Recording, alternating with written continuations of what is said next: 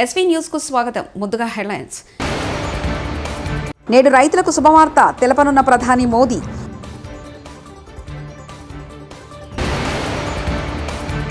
పదిహేనున ఉమ్మడి ఖమ్మం జిల్లా రైతాంగం చిరకాల వాంఛ నెరవేరబోతుంది. మంత్రి పొంగులేటి శ్రీనివాసరెడ్డి.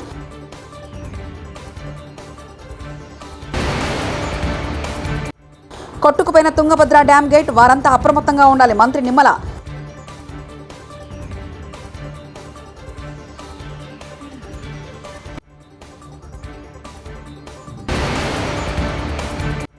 ఏపీలో 160 దేవాలయాల పునర్నిర్మాణం. మంత్రి ఆనం.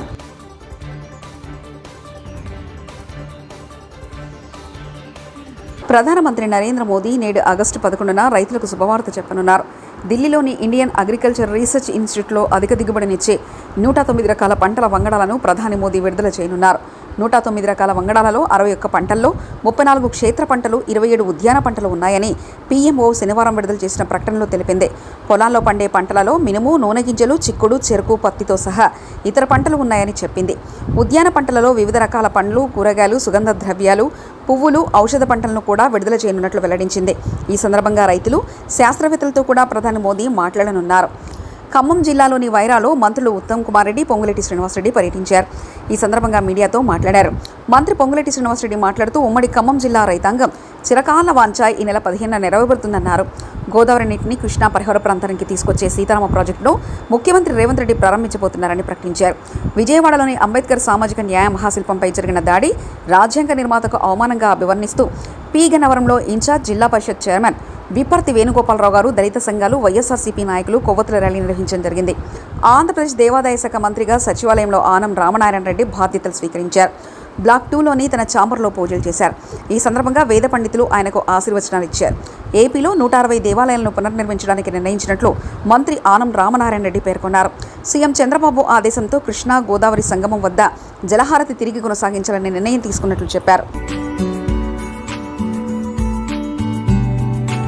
ఈనాడు సుపరిపాలన వైపు ఆంధ్రప్రదేశ్ రాష్ట్ర ప్రభుత్వం ఎన్డీఏ కూటమి నాయకత్వంలో తెలుగుదేశం పార్టీ జాతీయ అధ్యక్షుడు, రాష్ట్ర ముఖ్యమంత్రిగా శ్రీ నారా చంద్రబాబు నాయుడు గారి నాయకత్వంలో ఈరోజు పరిపాలన ముందుకు సాగుతుంది. మేనిఫెస్టోలో ఇచ్చిన ప్రణాళికల మేరకు పనిచేస్తూ భక్తులకి, అలాగే భగవంతుని యొక్క ఆస్తులకు రక్షకులుగా పనిచేయడానికి మేము ఎప్పుడు సంసిద్ధులుగా ఉంటామని చెప్పడం ఈరోజు నా మొదటి బాధ్యత, నా కర్తవ్యం. గత ప్రభుత్వ పాలనలో తిరుమల నుండి ఉత్తరాంధ్రలో ఉన్నటువంటి అరసవిల్లి వరకు దేవుడు ఆస్తులను కూడా వదలని పరిస్థితులు అనేకం మీడియాలో మీరే ప్రచురించారు, మీరే అందరికీ చెప్పడం కూడా జరిగింది. ప్రభుత్వం కూడా ఎప్పటికప్పుడు నివేదికలు తెప్పించుకోవాల్సిన అవసరం ఉన్నా గత ప్రభుత్వం నిర్లక్ష్యం చేసింది. ఇప్పుడు మేము వచ్చినప్పటి నుంచి చిన్న వార్త వచ్చినా దాని మీద నివేదిక తీసుకుంటూ ఉన్నాం. ఆ నివేదిక ఆధారంగా అధికారులను సరిచేసుకుంటూ పాలనను ముందుకు తీసుకుపోతూ ఉన్నాం. ప్రజాగళం, యువగళం ద్వారా వచ్చిన అనేక వినతుల్ని కూడా స్వీకరించి మా యొక్క శాఖ ద్వారా వాటిని సరిచేసుకుంటూ ముందుకు పోయేటువంటి కార్యక్రమంలో ఇవాళ దేవాదాయ శాఖ పనిచేస్తుంది. తిరుపతి ఆలయాలనే కాకుండా విడిపోయిన ఆంధ్రప్రదేశ్లో భద్రాచలం తెలంగాణ ప్రాంతానికి వెళ్ళాక మన ప్రాంతంలో శ్రీరామనవమి ఉత్సవాలకి రాముని యొక్క ఆశీస్సులు కావాలని చెప్పి ఆనాడు ఆలోచన చేసినటువంటి ముఖ్యమంత్రిగా చంద్రబాబు నాయుడు గారు కడప జిల్లాలో ఉన్నటువంటి ఒంటిమిట్ట ప్రాంతాన్ని ఎంపిక చేసి అది తిరుమల తిరుపతి దేవస్థానం యొక్క ఆలయాల అభివృద్ధిలోనే దీన్ని కూడా చేర్చి అభివృద్ధి చేయడం జరుగుతుంది. త్వరలోనే దేవాదాయ శాఖ కూడా అటువంటి పుణ్యక్షేత్రాలన్నింటినీ ఒకసారి పరిశీలన చేసి ఎక్కడైనా ఇంకా సరిచేయవలసినవి ఏమైనా ఉన్నా వాటన్నిటినీ కూడా సరిచేస్తూ పవిత్రతకి ఎలాంటి భంగం కలగకుండా వాటిని మరింత ముందుకు తీసుకువెళ్ళే కార్యక్రమం చేయడం జరుగుతుంది. ఎంతటి వారినైనా వదిలిపెట్టడం జరగదు అనే దానికి మీకు తార్కాణం ఈవోలు, చిన్న చిన్న అధికారులే కాదు, ఇటీవల నిరంతరం మీడియాలోనే వచ్చినటువంటి పేర్లు, ప్రతిపక్షంలో ఉన్నటువంటి కొందరు పార్లమెంటు సభ్యులు, కొందరు ప్రతిపక్ష పార్టీ నాయకులు మా దేవాదాయ శాఖలోని ఒక అధికారిని కలిసి చేసినటువంటి అనేక విషయాలు ఇది బాహాటంగా బహిర్గతం అవ్వడం, వాటన్నిటి మీద ఎంక్వైరీ క్షుణ్ణంగా ఇవాళ విజిలెన్స్ ఎంక్వైరీ జరుగుతూ ఉంది. విజిలెన్స్ ఎంక్వైరీ నివేదిక వచ్చి ప్రభుత్వం ఒక నిర్ణయం తీసుకునేలోగా వారిని కూడా సస్పెండ్ చేయడం జరిగింది. కాబట్టి ఎక్కడ తప్పు జరిగినా సరిచేసుకుంటూ ముందుకు పోవాలి అనేదే మా ప్రభుత్వం యొక్క లక్ష్యం. మా ఆలోచన కూడా అదే. అధికారులందరినీ చిన్నదానికి పెద్దదానికి సస్పెండ్ చేస్తారా, వాళ్ళ మీద యాక్షన్ తీసుకుంటారా అంటే మరి కాలానుగుణంగా వచ్చినటువంటి చట్టాల పరంగా 160 దేవాలయాలని పునర్నిర్మాణం చేయడానికి ఇప్పుడు నిర్ణయం తీసుకున్నాం. కృష్ణా గోదావరి 2 నదీల మనం దగ్గర జరిగేటువంటి జలహారతులు నిత్యం జరిగేవి, వాటిని కొనసాగించాలి. అదే పవిత్రతతో మరి అనేక వేల మంది ఆ ప్రాంతాలకు వచ్చేటువంటి యాత్రికులకు అలాగే పర్యాటకులకు ఒక ఉత్సాహభరితమైన ఆధ్యాత్మికపరమైన ఈ యొక్క జ్యోతుల్ని వెలిగించండి అని చెప్పి ముఖ్యమంత్రి గారు ఆదేశాలు ఇచ్చారు. దానికే ఏర్పాట్లు చేస్తున్నాం. కర్ణాటకలో తుంగభద్ర డ్యామ్ గేట్ కొట్టుకుపోవడంతో ఏపీ సీఎం చంద్రబాబు సమీక్షించినట్లు రాష్ట్ర జలవనరుల శాఖ మంత్రి నిమ్మల రామానాయుడు తెలిపారు. సీఎం ఆదేశాలతో ఘటనాస్థలానికి ఇంజనీర్ల బృందం సెంట్రల్ డిజైన్ కమిషనర్ వెళ్లారని మంత్రి చెప్పారు. లోతట్టు ప్రాంత ప్రజలను అప్రమత్తం చేయాలని కలెక్టర్ను ఆదేశించమన్నారు. కౌతాలం, కొజ్గి, మంత్రాలయం, నందవరం ప్రాంతాల ప్రజలు అప్రమత్తంగా ఉండాలని కోరారు. శ్రీశైలం సాగర్, పులిచిత్తల ప్రాజెక్టుల అధికారులకు ఈ మేరకు ఆదేశాలు జారీ చేశారు.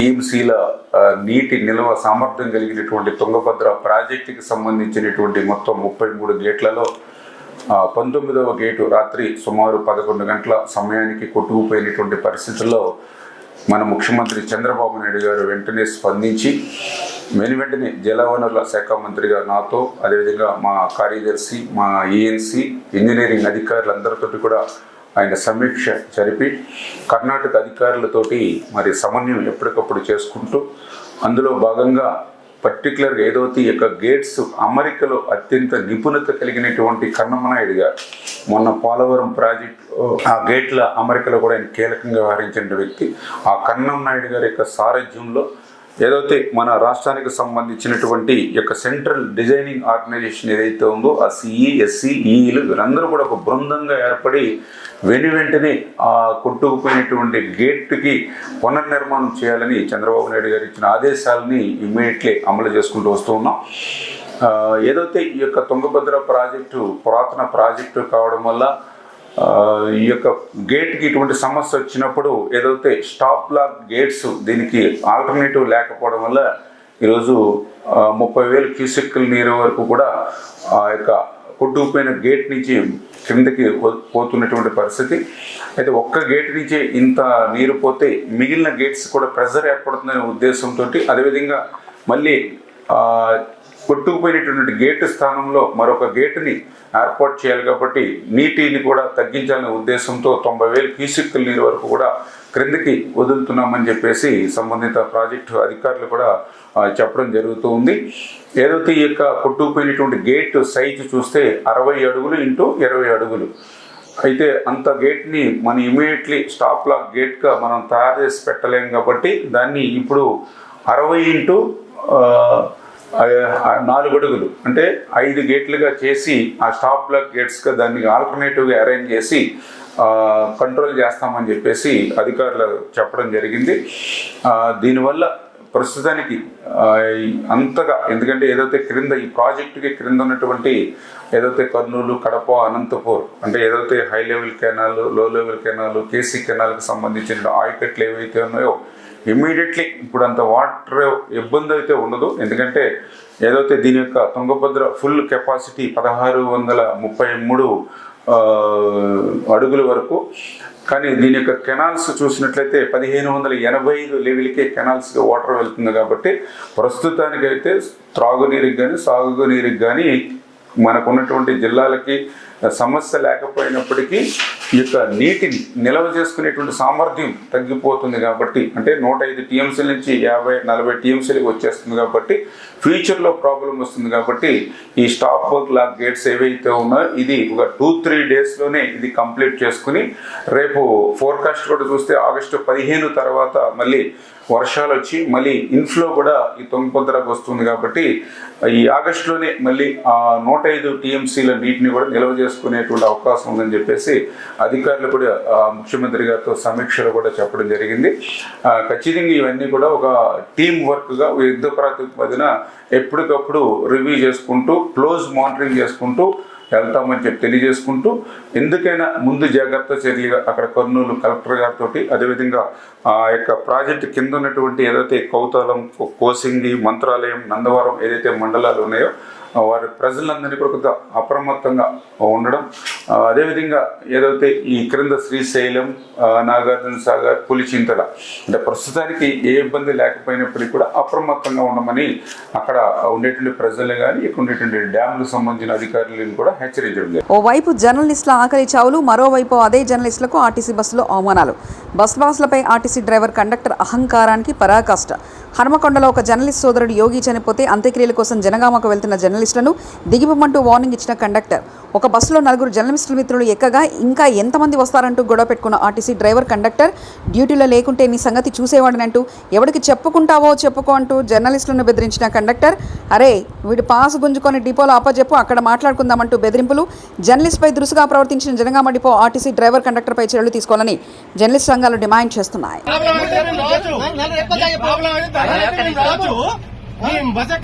చనిపోయిందా ఒక విలేకరి చనిపోయిండు, అక్కడ పోతాను అడిగింది కదా. నువ్వు ఏమడుగుతున్నావు?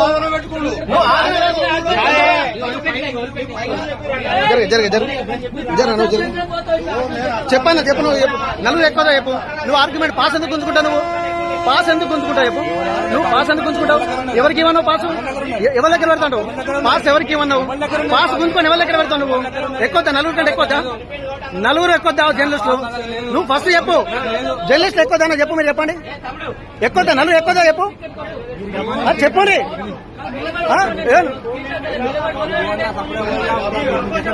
చెప్తా అంత పోతుంది ఆగు. నువ్వు పెట్టుకుంటా కదా, పెట్టుకుంటా. మీరు నిన్న మీ కండక్టర్ గురించి ఏమో మేము మాట్లాడాలి, మీ కండక్టర్ గురించి ఏమో మేము మాట్లాడాల్సి వస్తుంది. పబ్లిక్ కాదు నీకే, నువ్వు పబ్లిక్ నువ్వు పబ్లిక్ కదా, పబ్లికా తీసేమని.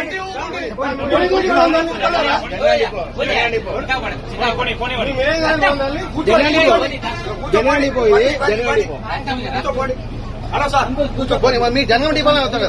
మీ జనగాలు మీ కండక్టర్ అయితేనే మేము వచ్చాము. మీరు కూర్చోపోండి.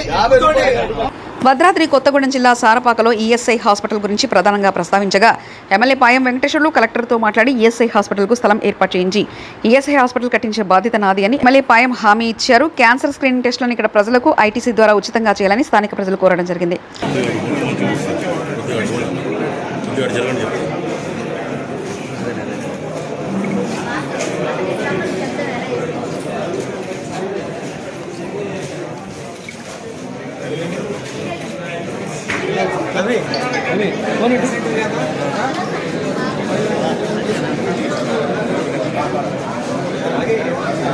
ఓకే చేయవా? ఓకే చేసినావా?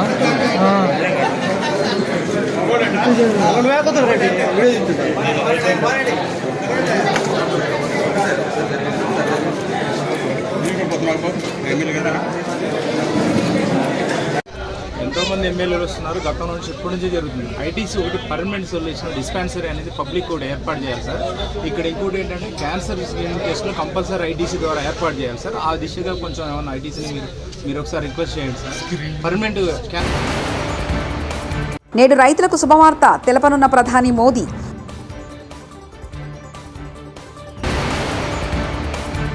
పదిహేనున ఉమ్మడి ఖమ్మం జిల్లా రైతాంగం చిరకాల వాంఛ నెరవేరబోతుంది. మంత్రి పొంగులేటి శ్రీనివాసరెడ్డి.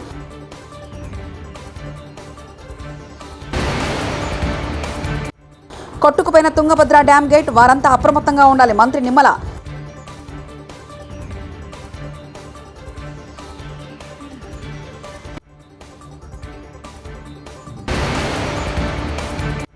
ఏపీలో 160 దేవాలయాల పునర్నిర్మాణం. మంత్రి ఆనం.